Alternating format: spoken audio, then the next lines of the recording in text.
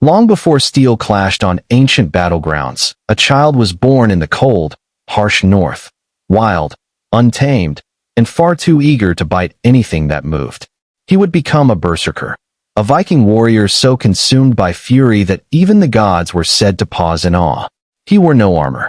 He carried no shield. His weapon was pure, uncontrollable rage. On the eve of battle, berserkers gathered beneath the pale moon, consuming strange mushrooms that blurred the lines between man and beast. They screamed, chanted, tore at their flesh, slipping into a trance where pain meant nothing and fear no longer lived. To enemies, they appeared possessed. To comrades, they were chaos incarnate. No armor, only tattoos, old scars, and the fierce gleam of someone who had stared into the void and laughed. They didn't just fight. They terrified. A berserker could break enemy lines before a sword was even raised. Fear was their first strike. And yet, these warriors, these avatars of mayhem, had a softer side. The Vikings, surprisingly, were among the cleanest people of the ancient world.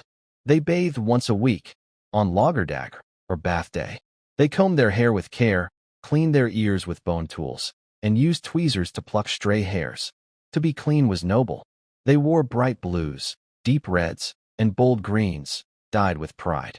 Jewelry wasn't just for beauty, it was identity. Hair was styled with honor.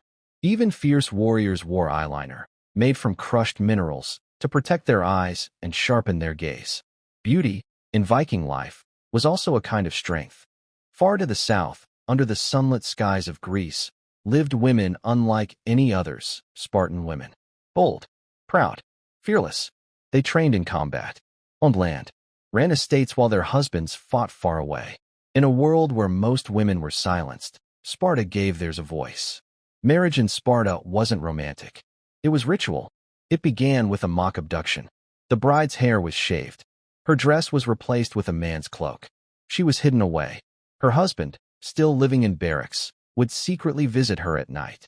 Love was not the goal. Strength was. A strong child, that was Sparta's prize. Even in death, Spartans honored duty above all. No grand funerals, no weeping crowds, no marked graves, unless you were one of two kinds. A warrior who died in battle, or a woman who died in childbirth. Only those who gave everything for Sparta were remembered. Grief was short. Honor was eternal. This was their way, and it was sacred. To live not for comfort, but for country. To die not for sadness, but for legacy. Their silence spoke louder than songs. One embraced wildness, the other discipline. The Viking berserker and the Spartan woman lived worlds apart. Yet both shaped history through power, presence, and ritual, through chaos and control, through blood and beauty. Their stories echo not just in books, but in the very idea of what it means to live and die with purpose. From the freezing fjords of the north to the sunlit plains of Greece, these ancient people lived with intensity. They taught us that battle isn't just fought with weapons, but with belief, ritual, and the way we carry ourselves. Their scars and silences, their fires and funerals still whisper through time.